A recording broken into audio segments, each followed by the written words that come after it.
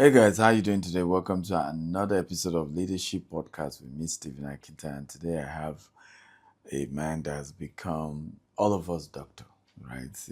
Every day giving us ideas on how to live healthy, and the way he add humor to it has just made him beloved everywhere. How you doing today? We have APROKO doctor. Good morning, sir. Good morning. How you doing? I'm good. Such an honor to be here. Thank you for having me. You know, how did you come up with that name? To call yourself APROKO.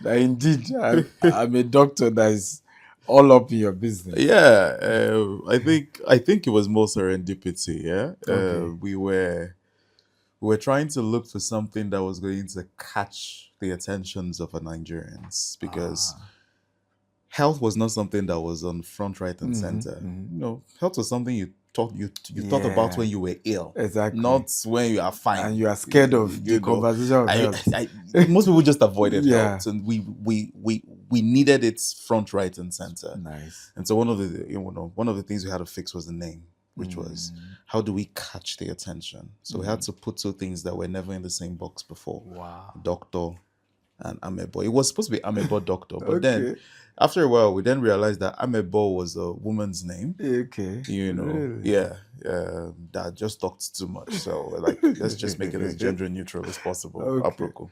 Nice. but what were you doing before that time? What I was doing before, because this idea actually started in 2015. 10 It's been years ago. yes, it's been 10 years now. Wow. But it didn't go viral like until 5 years ago. No, yeah, it was. I think it was until COVID. Yeah. Just before COVID, just before COVID, the foundation started. Then COVID was like the quick fire. But before then, I met this particular man who was sick. Came with a transient stroke with his son. Then I, took his history as a student then. And for some reason, 2 years later, I came back to the ward to practice on patients for my final exam. And I met this man again. And this time he had another stroke and he didn't make it. Wow. And that entire conversation got me thinking, this man had been here before. Yeah. The doctor had told him what to do. Yeah. What happened? And, things like he wasn't paying attention to the doctor's, recommendations. And so I started to ask a few questions. And one of the things I understood at that age was people did not understand healthcare. So a patient comes to the hospital and the doctor tells them you have high blood pressure. Yeah. They go and tell other people I have high blood pressure, those but ones they are- don't know. There is an abu in our Yes, but village they you don't can use. know what it is. They don't know the concepts of high blood pressure. And so because they don't know that, every other thing the doctor is telling you to do feels more like a chore rather than something you should adhere to. And so we started to break down, health conversation to people in the villages because I schooled in a rural area. So we went to the villages, spoke to the women, taught them. But it was more like I was spending so much energy on getting very little results. And so somewhere along the line, I was like, okay, I think I should do radio.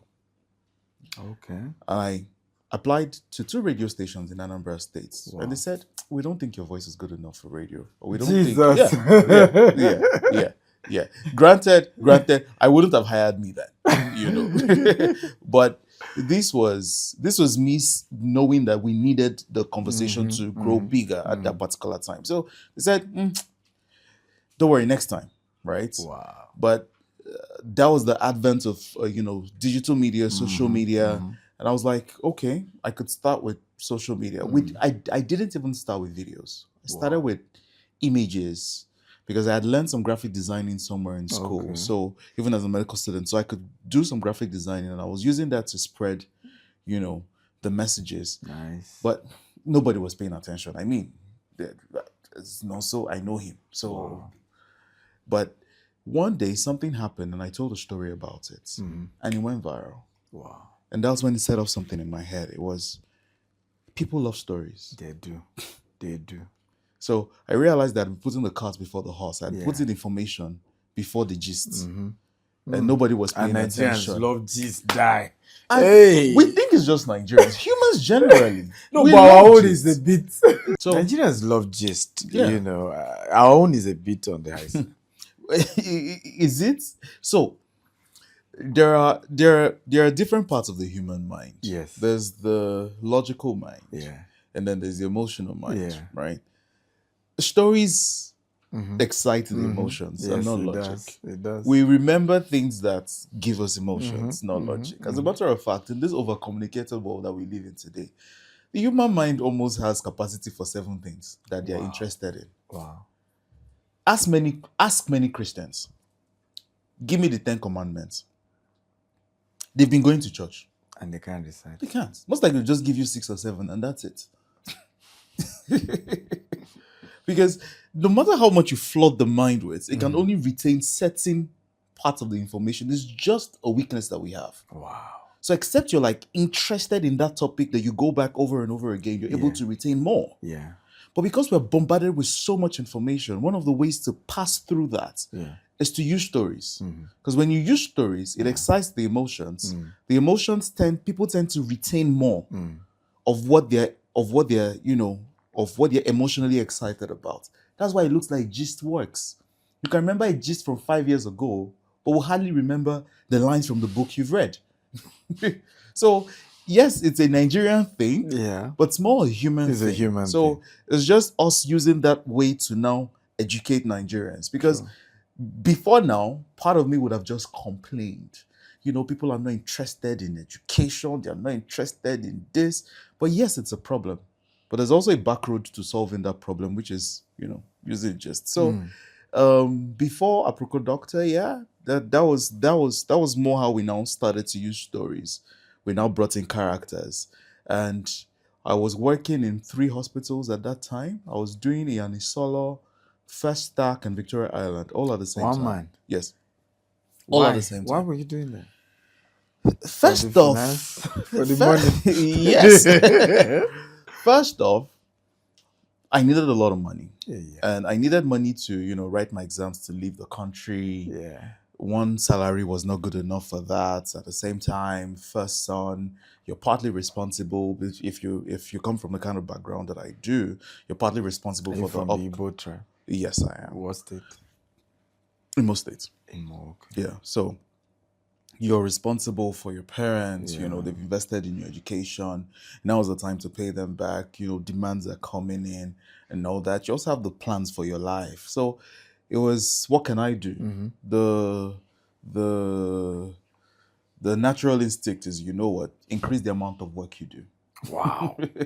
3. Yeah. At some point, I was living off my backpack. Wow. Yeah. Because there was no point going home. I could only go home 2 weekends in a month. Because everything I needed was in my backpack. You were not married then? No, I wasn't. I'm not sure the marriage would have lasted. No man can start such. Wow. Yeah. So yeah, that was what I was doing while at the same time. So was this supposed to free you from having to work 3 jobs? For some reason, no. So I never started APROKO Doctor to get famous. I never even knew that there was a way to make money from doing that. From doing this. Yeah. It was more of, there is a problem, let's solve it. Wow. The problem was health illiteracy. People were literate in other aspects, but when it came to health, we're health illiterate. And so I was like, okay, this is a problem. It's affecting us. Our behaviors are influenced by what we know. And so I needed to change what we know. Yeah. So solve the problem. And I did that for 5 good years. Wow. Before a company said, you know what? Would like to partner with the work you're doing. That was the first time. 5 years after. The first time. And it was Opera. They said, we want you to write articles. And for these articles, we'll pay you a certain amount. Wow. Per month. I said, how many articles? They said 10. How much are you paying me? They told me the amount. Said, it was 4 times my salary. Jesus. 4 times. Wow. And I was like, Why are you paying me this much? You ask them. This is something I write. This is something I write without even thinking about it. Wow. Right? Because I was writing threads, but like, okay, don't write the threads on Twitter again. Come to our site and write it and then direct people to come there, and look at it. Then I didn't understand what was going on. But, it was the first time I could see that people are actually willing to partner with us for this. So for 5 years, I'd been doing this without any form of, it wasn't a way out of poverty for me. It was more of, it was just a vision I couldn't let go of. Wow. No matter how hard I tried. Wow. Funny story. I had tried to get out of the country, PLAB, USMLE, so many times. But for some reason, even though I paid, I couldn't just continue because I felt, okay, you know what? Let me do this first. Sort it out first. People called me fool. Wow. And to some extent, yes. Because at some point, even my father had to sit me down and say, how far? No be juju be this. Like, how far? You're telling me your mates are leaving the country. Is there anything you need from us to actually help your journey go easy? Because leave. Yeah. It's time to japa. It's time to japa. But for some reason, I just couldn't continue because it felt like there was a greater problem here. And I had been someone who, in my days in school, I had fell in love with the idea and the concept of purpose. Yeah. That's a good one. So somewhere in school, that's a good one. I fell in love with that idea. I knew that I was not on earth to just while away time. There's a problem I've been specifically designed to solve. Come on. And this is it. So it could be that madness. I could call it that. Yes, I had my own share. I just couldn't let go of it. And looking back at it now, I think I'm glad I didn't. Because nobody would have known you if you were if you're in America. If you're in America. I mean, the whole APROKO thing, why add humor? Because I think that was the humor that attracted me to it. There was a gentleman, he's not been active again. He too was, around that COVID, he was also visible. Something doctor too. But he's no longer as visible as you. I'm not even sure if he's still doing it. But yours had so much humor that, was that intentional? Did you have to, Yes, it was. Just, Yes, it was intentional. It was intentional because, as we had spoken earlier, there's the education. The only people that look for education are the people that need it. It's true. It's a small group. And by the time they need it, it's an emergency. Yes. And by the time they need it, it's an emergency. They are not just listening to it, they are listening to everybody else. Yes. Which is why somebody who is at the, somebody who is not informed enough and needs a healthcare would look at every option. Doctor, Babalawo, they are looking at every option because it's an emergency. True. The brain is in panic mode. Yes. And when people are panicking, the mind defaults to familiar. That's deep. The mind defaults to what is familiar, not what they learned yesterday. Wow. So you could tell a person what they've learned yesterday, but then they get into a state of panic. Yes. And they forget everything you've taught them and go for what is familiar. Wow. So we saw that problem early. And the question was, how do we ensure that they listen to this over and over and over and over and over again? Yeah. The question was, the answer was entertainment. So for us, entertainment is not the goal. Entertainment is just the vehicle. Yeah. So it's like when you were growing up and your parents wanted to give you medicine. They'll wrap it inside a bar and then give it to you. So you're swallowing a bar, but at the same time, you're swallowing paracetamol. So we needed to wrap the information in humor. Because if you just bring it as information, and this was and this came from learning. Yes. Because I didn't always start out as APROKO. This is me on a normal day. Okay. I'm more, let's talk sense. I don't want asinine conversations, right? But You want deep conversation. let's have the deep conversations. But then you're having the deep conversations, but nobody's paying attention. Exactly. So there are very few people can relate at that level. So it was more of, if we wrap it in humor, it appeals to everybody. Absolutely. But the beautiful thing about it is, even when we wrapped it in humor, we didn't appeal to plenty people. Yeah. As a matter of fact, fellow colleagues were the first set to say, I don't like what he's doing. Oh. Yes. I thought they liked it. No, I don't like what he's doing, because medicine is a noble profession. It's for the prim and proper society. Why are you acting like a tout? Lord have mercy with our people. Why are you acting like a tout? Like an abiru. Yes. And I tried to explain that I'm not speaking to you. I'm speaking to them. Aside from that, there was now another group of people who had risen up and were like, he doesn't talk like he's educated. Oh, wow. And so that raised another question. And I'm like, no, I'm speaking the Nigerian language. Yes. Because one of the first things I needed to understand was, I sat down and I asked myself, who am I speaking to? You know, the everyday Nigerian? Yeah. Yes. Speaking to the market woman who's currently on her phone right now scrolling through TikTok. What kind of information will she be willing to accept? Yeah. By the time I speak verbose English and, wrap it in a few... Speak for now. Yes. It felt like you were trying to impress your audience, not to inspire them. True. So the humor was deliberate because we needed to grab their attention. Because right now we live in something I call an over-communicated world.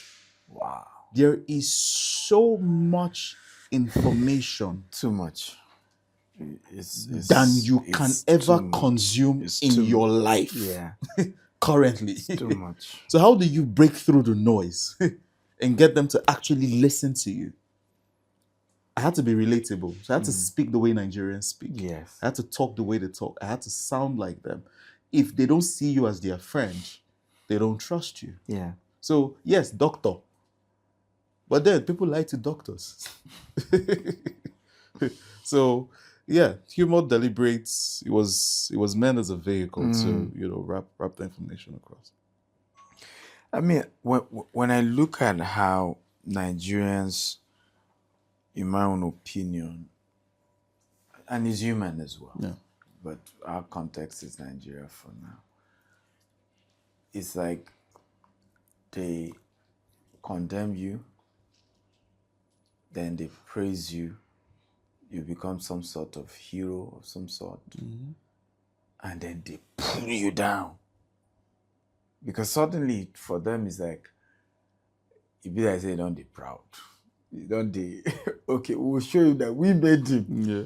And then how have, first of all, as you evolve this brand, did you see the possibility of that ever coming? And then what was your mind as to how to handle the days when controversies begin? And people begin to misconstrue genuine intentions, and you are like, can't you people trust me again? Like, it's me and you people, remember? So, it's been 10 years. I have had my fair shares of controversies, drags. Oh, and I just can't do that. Online bullying from different groups. We hear Luna. From different groups, different people, different sects. Today is one sect that is attacking you. Tomorrow is another different sect. But my first love has always been the mission. What is the mission? To empower Nigerians with information. That has always been the mission. If you wake me up from sleep, any day, anytime, that will be what I'll tell you. it's difficult Yeah. to stay that focused for 10 years. It is. It is. Especially when sometimes you get tempted to want to take the popular opinion that might be wrong. Yeah. But at that time, I'm asking myself, am I really interested in credibility or am I interested in being popular? So those are difficult questions that I ask. Because at the end of the day, time tells. Yes. Yes. You can't fight it. You might, quote and unquote, be the victim of online bullying today, and tomorrow the truth comes out. Yeah. The people who bullied you, They will still come back. they will still come back. Time reveals character. They might not necessarily come and tell you, oh, we're sorry that we bullied you. Yeah. But it's fine. But yeah, Another- he said the he truth. said- I know. That's what. Number two is, why am I doing what I'm doing? Over the years, I've had to evolve. Okay. When I was very young, well, when I say this, it looks like I'm old. But but when I was younger, Yeah. I wanted validation from people. Oh, I like this. I like this. I wanted validation from Yes. people. That was why I did what I did. Yeah. So I said it because I wanted you to like me. I did it because I wanted you to like Yes. me. But then when I realized how very fickle human beings are, Oh. people change, Oh. their tastes change. Oh, You no. know, imagine you being jollof rice Yes. today, and then you wake up tomorrow and somebody say, I don't like jollof Yeah. rice. You're gonna have depression.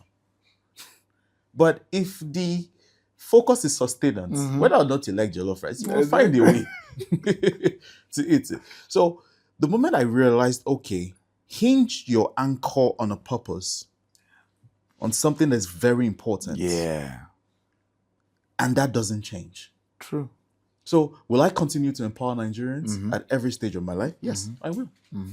So if you don't like me today, it's fine. It's okay. I'm probably empowering your child with information they need. True. You may not like me. Yes. It's fine. It's okay. I'm probably empowering your mom Yes. with In the- information in the she village. needs in the village. With information she needs. So it's not whether you like me. Yes. It's whether what I'm doing is valuable. I love this. And that has been the most I important love thing. this. Because probably after this show now, the fist even drag me again. So it's fine. And again, this is a leadership podcast, and the goal was, even starting this show, was we wanted to start having some serious conversation. Because it's also, sometimes we complain that people are moved by idle conversations, but the problem is, did you provide an alternative for those who want serious conversation? Because not everybody wants trash, trust me. Some people still want deep conversations. I was shocked the day someone was telling me that, Mike Adenuga watched this podcast and was sending the link to him. So not everybody, sometimes we just forget that there is still a crop of people that want certain type of conversation. For me, that was what birthed this podcast, to say, look, let those who want to be talking rubbish just for the balls do that. There's still, we may be small, but there's still that crop of people who really want value, who want something deep, something sensible. And we just can't give up, because somebody doesn't like your face today, and tomorrow they wake up, you are the best thing since sliced bread. So my next question would be family. I can assure you, and I'm sure you have seen, that a lot of people probably think you're single. And I'm sure there are a lot of people that have received you as their husband. Ah, yes. Yes. There are plenty. There are plenty. So officially, can you tell us, are you married or you are single? I have been married happily for 5 years now. Okay. You've spoiled some people's market right now. He's married. Happily. And you hear the word happily. For 5 years now. You guys have kids? Not yet. Not yet. Not Okay. yet. But you've kept your wife hidden from limelight. There are a couple of reasons why. Number one is she also has a brand. Okay. And is it a famous brand? Yes, too? it is. It is. And she's what I call the queen of Afrofusion. So her goal is she wants to, because when we think African ingredients, most people think local and not deserving of the international stage. Okay. So she's trying to show that African ingredients can be incorporated in dishes that can be served around the world in the way that everybody is comfortable. Wow, that's beautiful. And she's been doing amazingly beautiful. Wow. She recently had a 3rd edition of Chow with Amaka, where she brings people and they're served quote and unquote intercontinental dishes with African ingredients. Wow. You would have no idea. There's one she's running again that's supposed to come up this year and is in collaboration with Lagos Continental. Nice. So nice. She's a titan in her own world. Wow. Right? But I think beforehand, people, when they want to attack me, attack her.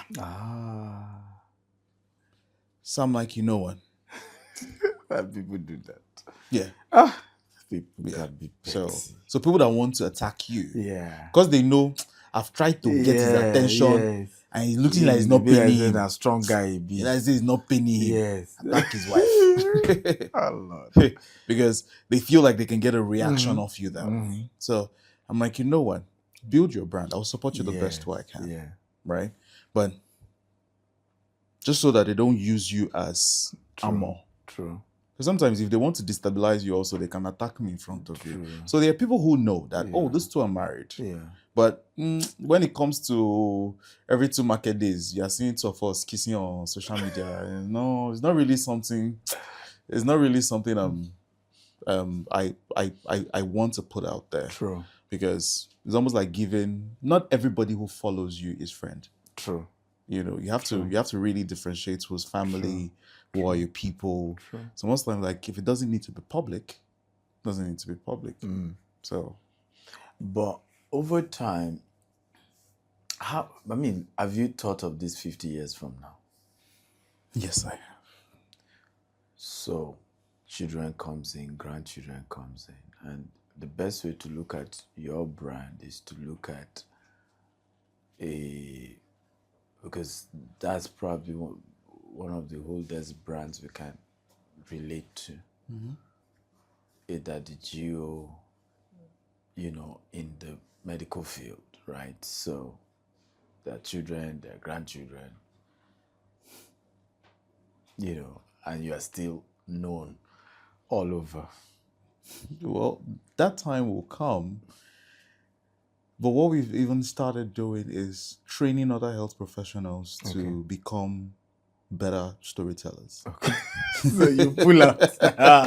That's what I wanted to hear. I wanted to know whether you can keep going.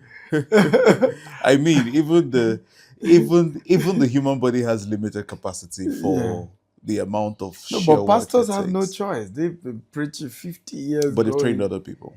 They have, but they are still out there. Yes. They're like the biggest. Yes. But we're serving a continent and only one person counts. And you can't build an industry on the shoulders of one person.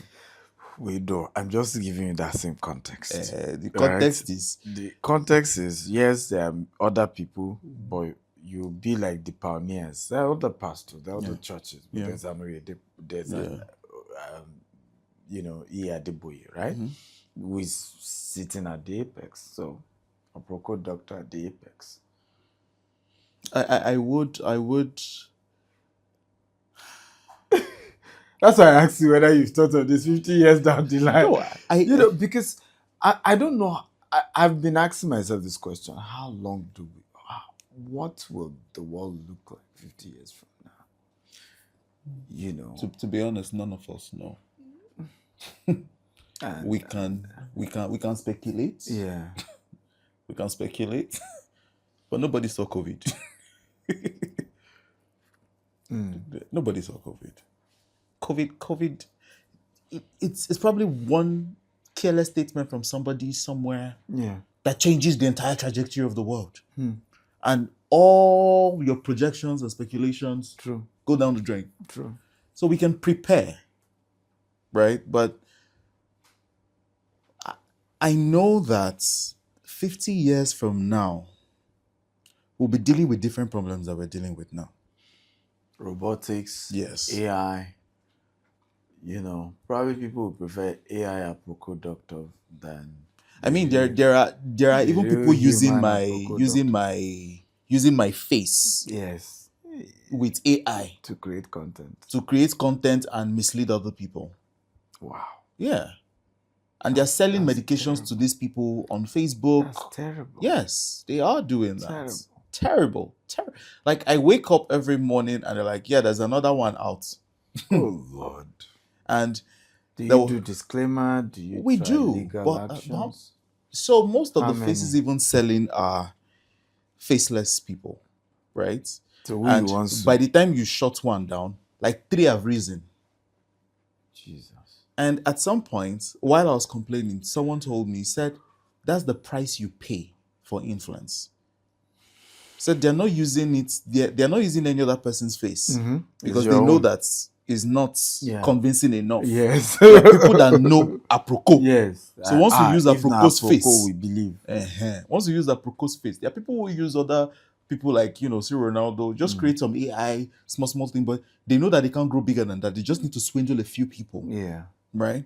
It's one of the prices that we'll pay. But one of the things that are happening that I love currently is in the comment section of those people, some other people are now going to tell them, this is wrong. Yeah. This is fake. Yeah. This is not correct. True. And when I see comments like that, it gives me joy. I'm like, yes, that's an empowered person. That's true. Now we now need that empowerment so that other people are able to recognize that this is not real healthcare information. True. This is sensationalism. True. So it's at the end of the day, it's that empowerment, but empowerment with knowledge. Because when we say empowerment, most times people just think financial empowerment.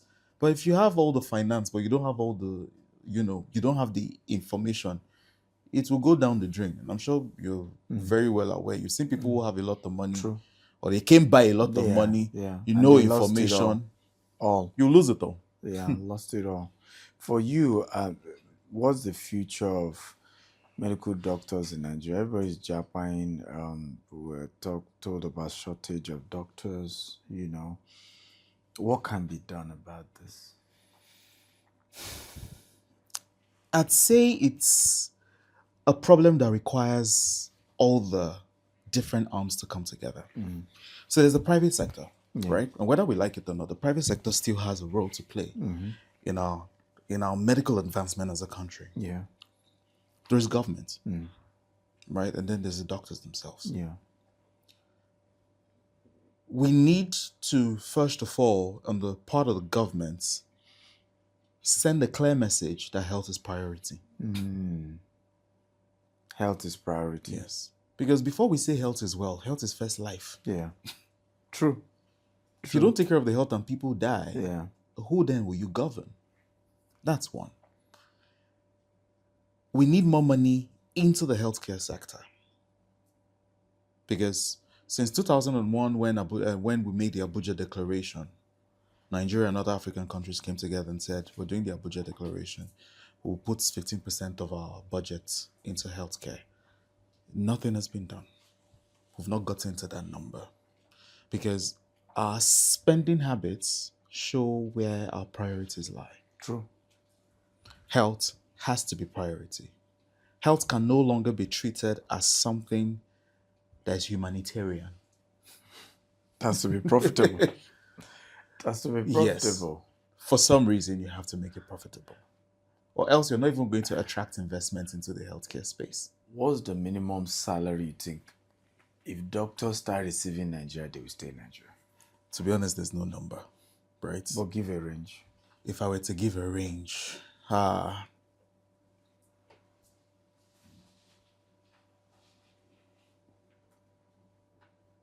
I'd say 1 million and above. Including graduates. Yes. Why? Because that's a lot. 1 million as a graduate. Why? It's medicine. You can't put a price to life. You cannot put a price to life. Yes. I'll take you back to a story. At some point, I was practicing in IMSUT. IMSUT is a teaching hospital in Imo State. Yeah. So I went there to do my house job. And while I was doing my house job, they told us that they were going on strike. Why? Because it's a rural area, the government is supposed to give you what is called a rural incentive. It happened in every other country. The fact that you live in a populated city, so a less populated one, I will give you some form of incentive to stay in that city. Yeah. They took away the incentive and reduced the salaries. And so the doctor said, you know what, we're going on strike. And they went on strike. I just started my house job. And I started with strike. 3 months. And the government said, all these months that people are striking, I'm not going to pay you people for it because it's no work, no pay. Everybody says, so you know what, that's fine. Now, we finally get back to work. No increments in salary, nothing. We're basically bullied by the government. Said, you know what, you guys just have to go back to work. And then we got back to work and doctors were not making a lot of money. And so some doctors had to do 3 jobs. So this was me doing 3 jobs in Lagos. Imagine in Imo State, you're doing 3 jobs, but you're also working in a teaching hospital. Now, I want you to imagine that you entered an aircraft and they told you that your pilot had not slept for 2 days. Would you feel comfortable in that aircraft? No. But how come you go to a hospital, you don't care about the state of your doctor? As a matter of fact, the more patients a doctor sees in a day without rest, the higher his chances of error. Wow. Because fatigue sets in. True. In anywhere in the world. Very true. Which is why they usually have check marks against this. So your doctor can leave your hospital and immediately start working in another hospital. All he needs is just that transport time from one hospital to the other hospital. Yeah. And I want you to think if the quality of his thoughts are the same than when he started. There was a time I used to see 60 patients in a day. 60. Yes. Jehovah. 60. Jehovah. The WHO standard ratio for doctors is 1 to 4,000. 1 doctor to 4,000 people. We are not anywhere close to that. How many do we have in Nigeria? Let me give you orthopedic surgeons. No. Let me not give you orthopedic. Let me give you brain surgeons. I dare say, you can check this after, because I'm not sure yet. We do not have up to 500 brain doctors neurosurgeons in Nigeria. Yes. We have a population of 200 million people. You know what? 500 is too conservative. 1,000. That's bad. Yes. So first of all, we don't have enough. Yet they are not even leaving. The ones that are around are leaving. So it means that people who are left behind are in trouble. Because the only way for them to come back is you have to match whatever it says you're going out there to get. But not everybody wants to leave. There are people that want to stay. But then the people that want to stay, can you make their sacrifice worth it? Sort of. Yeah. Which is, but then they say, oh, your calling, your reward is in heaven. No, man. It's here on earth too. Because it's almost as if the moment you say you're a doctor and then you go to the market, people charge you higher. True.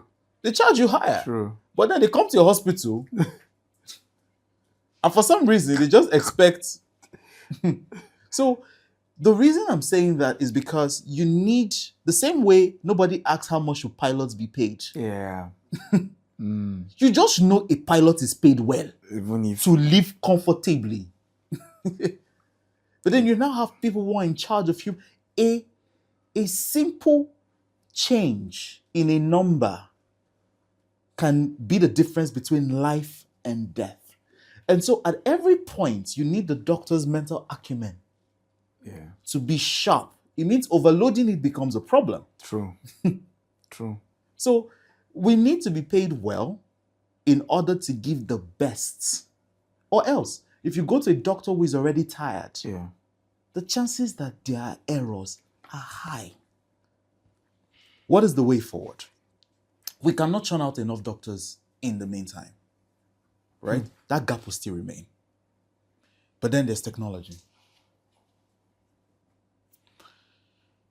And I hate to say this, but artificial intelligence will change the game in almost every sector, including healthcare. Yeah, it will. It will. Big time. But we're not looking at it as replacing, we're looking at it as a collaboration. So it's helping me do my job faster. Yeah. But it still needs human input to be able to make that decision. Because, yes, AI may be able to make certain diagnoses faster, read MRIs faster, accurately, sometimes even as accurately as trained radiologists. Yeah. But then there's the patient in front of me. Because in medical school, one of the first things you're taught is that you treat the patient, not the condition. Because two people might have the same condition, but view them differently. So you treat the patient and not the condition. So that's where that collaboration comes in. Now we have ultrasound scans that are interpreted by AI. Some of them can even fit into your phone. This is changing the game because there are a lot of villages that have never seen an ultrasound scan, and there are women doing antenatal. Wow. That has to go there to help them. And the way some of this is done is that you don't even need a trained doctor. You just need a trained person to know how to use it, and a doctor somewhere is interpreting the results. So while these gaps still remain, there are still other gaps. There are traditional bone setters, for instance, and everybody knows that I'm vocal against them. Why? Because of the kind of damage that they've done. 40% to 50% of the cases end up really bad. Yeah. But then nobody tells you about the ones that are bad. They just tell you, oh, yeah, a good set leg there, it went well. One thing we can do is, because that gap will still remain and we don't have enough orthopedic surgeons, somehow you have to incorporate them and train. True. Traditional birth attendants, train them. Because whether you like it or not, people will go there. You don't have enough doctors. It's not that people go to the hospital. If they go to the hospital, we'll take care of them. So we have to look for other innovative ways to solve this problem and also bring technology to help. But you see, the first thing has to be the government setting the stage first. In some areas, they've done wonderfully well. Then you now have private sector. You now have private sector. Because private sector would only do what they feel. If I come to you for money that I want to invest in a healthcare, you first ask me, what is my return on investment? Absolutely. Absolutely. If I'm not getting return on investment, I'm not going into that business. So we have to make healthcare profitable. So it's a multifaceted thing. There's also getting extra money from, let's say if you recharge 100 naira on your phone, 10% of that can go to healthcare. But then there's a problem of trust. People don't trust anymore. The government to really put that money into So am I sure that this 10 naira is really going into healthcare? These are the issues. What's the next phase for the APROKO Doctors brand?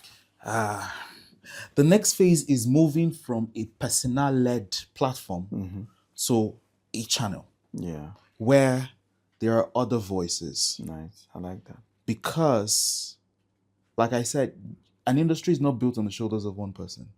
You can't carry it, no matter how big you think you are. And so we are aware of that. And one of the ways we're taking is we started what we call the APROKO Doctor Academy. Okay. Where we train other health professionals to become better storytellers. Because we realize that there are a lot of people who are creative in their own light. I like that. And they need an outlet. There are some people, medical students, who have seen what I've done and say, I want to be that. Mm-hmm. So we've created a channel now that people no longer have to, until I wear stethoscope in the hospital, Yeah. that means I'm practicing healthcare. Yeah. No, because healthcare information is also healthcare. Mm-hmm. And we need more trusted voices out there, or else it's whatever is viral and popular that people believe. And at the end of the day, you're treating the mistakes that people who are not responsible for. So that's one. So we're moving from that. But aside from that, we're also building what I call enabling environments. So a lot of our events now are community based. So yes, it's online. APROKO Doctor, beautiful online. But then, if people are empowered with information, but they don't have the environment to carry that out, you've sort of lost. You've sort of lost half the battle. So now we're creating community environments for them. One of the ones that we did last year was called the APROKO Nation Fiesta. I don't know if you've heard about it. So the APROKO Nation Fiesta had its first edition last year. And it was like a concert? Or? It was like a concert. Yeah, I think it was a concert for just healthcare. Nice. And the aim for that was to battle drug abuse.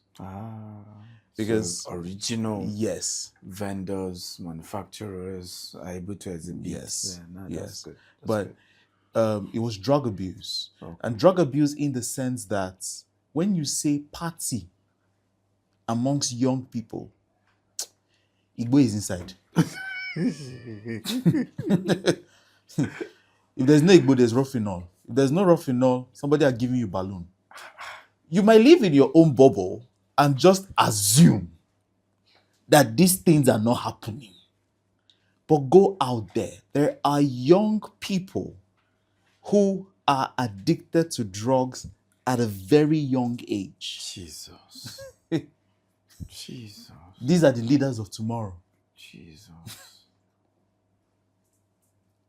Who would they lead? How would they lead? And so we said, rather than continue to perpetrate that, let us have an alternative. Yeah. And also create a new story. Yeah. That you can have fun, healthy fun, without damaging your body. And people said it's impossible. You want to have a party without drugs, without alcohol, is not possible in Lagos State. I said, okay, we'll do it. Nice one. I think one of my characteristics that I love about myself, but other people in my life don't like, is I'm stubborn. Yes. You like it, they don't like it. But my stubbornness is not the loud, brash one. Yeah. It's the... I call it mentally rebellious. I would do this. Mental rebellion. So I said, okay, we'll do it. And it was at Muriel Konola Park. We did it. We had over 5,000 young people. Wow. In a place. These young people partied from 12 in the afternoon till 10 p.m. We're begging people, go home. You don't. They say no. We party until sunrise. I say, it's not me and you. Why? We created an alternative environment. Yes.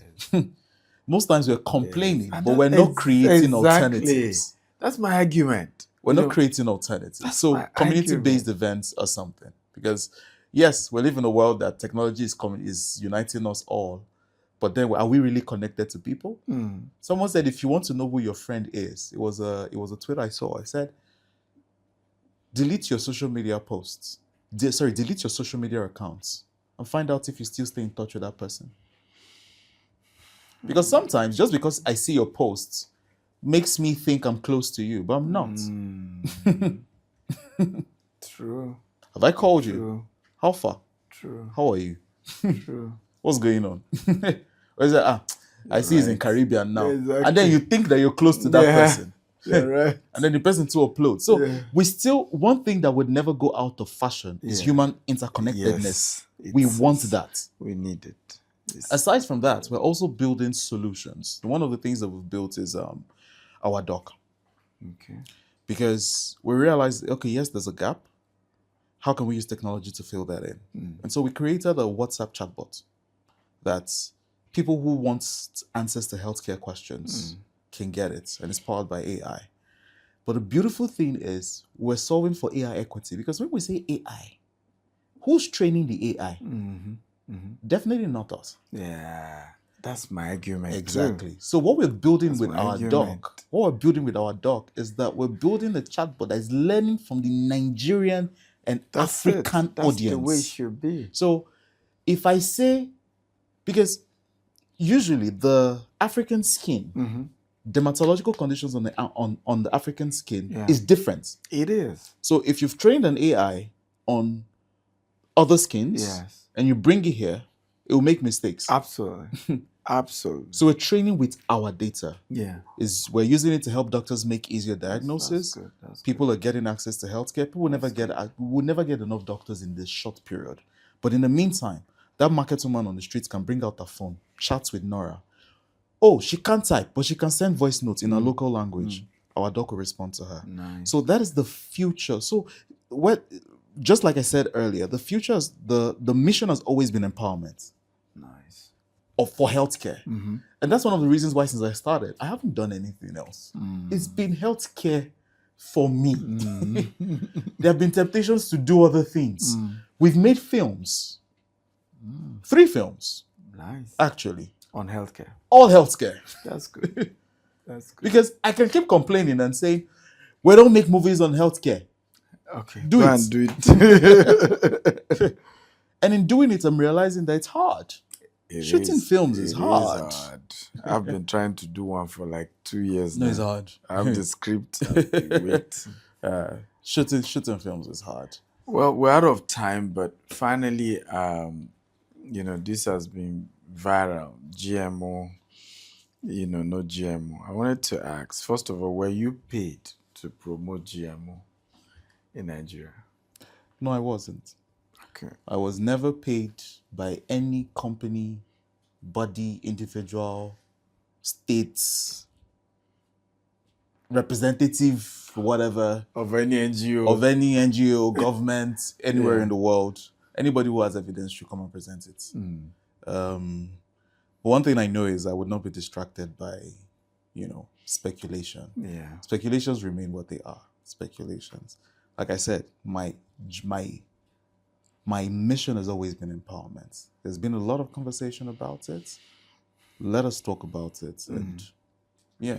So COVID brought, and we're discussing this before now, brought a lot of fear, and it's a legit one, right? There were a lot of mistakes made during COVID. There were a lot of, and the world is yet to recover from the inflation caused by COVID, because countries are printing money, and just because everything is shut down, no productivity, and so this has led to fear, which is part of probably what GMO is experiencing as well. Anything enhancement, genetica, something. You know what? Let's go back organic. Let's go back to our. How do you speak to this fear, that is out there? First off, the fear is valid. The fear, valid. The second thing I would say is, if there is no foundation, it'll be difficult to... Okay. Second thing I'll say is, you can't easily change the mind of someone whose mind is already made up. Very true. There's nothing you can do. Yeah. You can have conversations, but if a person has come into an argument without the intent to learn, there's nothing you can do. Yeah. Most times we come into arguments with the intent to win. Yeah. So logic is out of the window. I come into arguments to learn. Right? When we look at the world, it's not just GMOs, it's vaccines. Yes. There's a huge distrust with vaccines. Yes, there's a huge distrust with organizations, health organizations, right? And one of the things we need to understand is that we have a huge responsibility to ensure that we do not throw progress away on the platter of populism. Which is why it is very important that leaders make the right decisions Yes. at every point in time. Yeah. Your decisions will always hurt one group or the other. Very true. But you have to ask yourself risks, benefits, and ensure that the benefits always outweigh the risks. Yeah. We need to go back to the open table and have open conversations again We need to. in order to win trust. Yeah. Right? Yeah. There have been so many narratives that are spreading now that Yes. sometimes silence doesn't help. We need to go back to the conversations and have them. Why? But what happened, like the one you did a video on GMO and everybody has just assumed it was a brand ambassadorship. The people who assumed did not watch that video to the end. It was a 7-minute video. In that same video, I said, people deserve choice. It's in the video. Yeah. I should know what I'm eating. Yes. I should be able to choose whether I want this or want this. Exactly. If I want something organic, I should know. Whether as a farmer, Yeah. I should be able to choose. Yeah. I should be able to make that choice. Yeah. I shouldn't have my livelihood taken from me. If I want to eat, I choose that, right? But what has been happening is a lot of those products have been pushed into the markets without proper labeling, unlike other countries in the world. Very true. Unlike other countries of the world, you will see it, non-GMO, GMO. Yes. Yeah. You choose. True. But we don't have that here. And those were the things I called for in that video. Because whether we like it or not, the farmers will tell you. I also clearly stated in that video, I'm not here to talk about the agricultural part. I am not a farmer. I'm here to talk about the health part. Yeah. And the health part is according to the bodies, which we take our knowledge from. Yeah. Because a lot of these bodies release research that is peer-reviewed. Peer-reviewed means it has gone to the highest levels and has been shown to be correct or accurate, or at least be within a certain probability of error. And they said safe for human consumption. What's popular? What's popular is I can come on the other end and say what tickles everybody's ears. And everybody likes me. And everybody likes me. Or states is, so these are conversations that there's a lot of distrust, right? There's a lot of distrust. So you have no regret that you did the video, because from your argument, there's a need to still have those conversations. I don't have, as a matter of fact, I actually love that the video happened. Okay. Because immediately the video happened, the conversations started. Yes. So at least there's a conversation. NAFDAC came on screen. Yeah. To states, government officials came on screen. Genetic biologists came on screen. And not just social media screens, the big screens. Why? Because that simple video started off a spark of conversation. So sometimes your job is not to convince people, but to initiate conversations. Yes, a conversation started. Even though sometimes you face a huge backlash for doing that, but you just have to face what is more important. If you say backlash, did I annoy a lot of people? Yes, I did. Or the video did, because of the perception already in their head. Yeah. Perception already in their head. Yes. Some people have this argument that you're a super brand. I wrote an article, my own real estate sectors, a particular person had an issue and I wrote an article to defend him. And everybody I know said, no, you're a super brand. You can't do that. Don't talk about what does not concern you. They went, and I'm like, hey, what is going on? Why? So my view is this. I want to hear your own view on it. What is the use of a reputation that is not used? When people say, you have a reputation. Don't lose the reputation. Don't. If I am for a good cause, what's the point of me having a reputation? And I'm convinced about something, and I don't use that reputation to help. So I would speak from two parts. Yeah. The first part I'll speak from is if you have a reputation and I like you, and your reputation does not align with what I think, it becomes a problem. Because I fail to realize that you are also human. Thank you. With your own beliefs and convictions, and are allowed to say them. The problem with being influential, one of the downsides, is that you think your thoughts and convictions reflect you, but they no longer do. There's a community that has rallied around you. So, whether you like it or not, the day it looks as if you are shifting away from their own ideology. They hit you. Yes. And that's because we fail to realize that ideologies are bigger than people. Wow. We make the mistake of thinking that humans are bigger than ideologies. No. Ideologies are always, which is why no matter how many times you pull down someone around an ideology, another person rises to fill that spot. Because the ideology will always be bigger than the people. So people rally around concepts, around ideas, never around people. They only rally around people. So they're just using you. They're just using you to validate the ideology that you are no longer the shift. Exactly. We have a new king. Exactly. That's wow. So it's ideas. People come under. But you understanding this, why do you still go under the knife for a cause like a GM? I didn't go under any knife for GM. I simply stated the verifiable facts. Yes. On it. Which if you take to remember what you said, logic goes off the window. Yes. Now there's a difference between what's popular and what's accurate.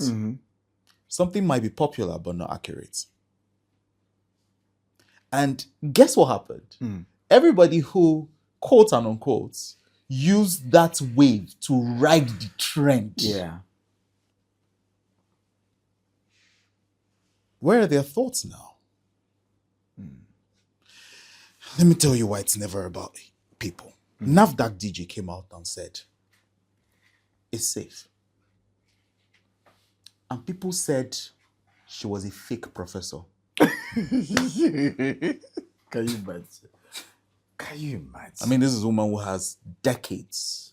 Because there's already an ideology. Yeah. I mean, these are difficult conversations. These are difficult conversations to have because it means you're challenging people to confront their own ideas and accept that on this particular matter, I might be wrong. Wow.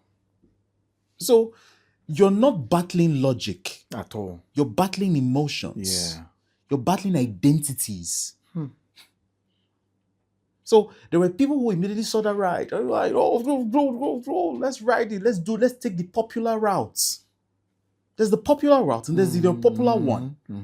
Many times when you take the unpopular one, they will flog you, they will stab you, they will give you this, they will give you that, they will, choke you, they will do this, they will do that, they will do that. But if you don't have a reason why, for some people, I just want to go viral. Yes, just go viral. That's small, the 2-second popularity don't enter their head. The moment they do that, usually after that, nobody hears them again. Because at the end of the day, nobody really cares about your voice. It's what's viral at the moment. You're just riding on that wave. But to last long, you have to have your own voice. You have to be authentic. I always say that for me, being on social media is never about being perfect. I'm not a perfect person, but I want to be authentic. I want to be true to myself. Because irrespective of the noise that happens, exactly, people see, no matter what happens, I can still trust this guy. Exactly. He might not say what I like now. Exactly. He might not say what I like, but it's real. Asha, because when the emotions settle, Exactly. when the emotions Reality settle, dawns. and people now go back Yeah. and start researching in the middle of the night. And I say, Where shall? but it's not supposed to say. They should not have said it like that. So at some We point, like him. Yeah, We shouldn't be doing like that. So at some point, the argument shifts from what you said to how you said it. Yes. That's how you know that people are now coming to terms with, it shifts from what you've said to how you said it. But guess what? At the end of it all, whether you like it, people are watching. They're watching. People are seeing this particular person trend. Exactly. Why this one is consistent. This one is consistent. Yes. I've said a lot of things that have never been popular. Like I said, I've been doing this for 10 years. No, I like this. Tolu, are you hearing? Your generation now. Sharp. For 10 years. If I would have phased out, I would have phased out probably 3 years ago or 10 years ago. I probably wouldn't have lasted this long. True. We'll stay because even when we say what's unpopular, I get dragged for it. Yeah. Oh, this is not the first thing I've said that is unpopular. We said a lot of things are unpopular. We've said a lot. As anytime they've carried me like this, they've crucified me, they've stabbed my side, blood and water have gushed out. There's nothing they've not done. Wow. But tomorrow I'm still here. Yes, so why? We're here. There's a mission. There's a mission. So yeah. Wow. And this is probably, probably a one-liner to anybody who wants to be influential. Yeah. It's never about the numbers. I like the numbers will come and go. Yes. It's about the impact you're making in the person's life. Look, leave the noise. When I step out into the streets. Exactly. And I see that woman who tells me, APROKO, thank you. To me, that's more than 1 million views. That beats every award you can give me. That woman on the streets, that man on the street who tells me, I changed my habits because of you. Thank you. I see kids, because the kids play with their parents' phones and they're being exposed to that. You're like, that's APROKO doctor, that's APROKO doctor. I say, yes. You're being imbibed with the right thinking, with the right information about health. Because now we have a gap in child content anymore. Children are exposed to adult content. That's why you can ask a child, what do you want to be? And it tells you, let me not mention names before they drag me for it. And it tells you somebody. Yeah. And it's funny. Because you're like, how do you know about this person? That's true. Growing up, I wanted to be something else. Yeah. Because I was exposed to child content. Yeah. And in those children content, I was learning. There are a few companies there and there, Kunde Kids, for instance, doing, some things, child content that actually educates. We don't have that anymore. So even the foundation of education is gone. Not everybody will attend the best primary schools. Wow. Not everybody will. But at least entertainment sorts of levels the ground for almost anybody. Yeah. I didn't go to the best primary schools, but I read books as a child. That's true. That's why it feels like I can hold my own head up high anywhere in the world. Yeah. That storytelling. Because the quality of the book, the quality of the information I read was there. But now everybody wants to go viral. Nobody wants to inform anymore. So whatever it takes for you to go viral, do it. And in the midst of virality, we're losing an entire generation that nobody's talking about. Yeah. We're just talking about ourselves. Ladies and gentlemen, we can go on and on. APROKO Doctor, thank you for coming. Really appreciate this. Thank you, sir. I hope you guys learned. See you next week. Bye-bye.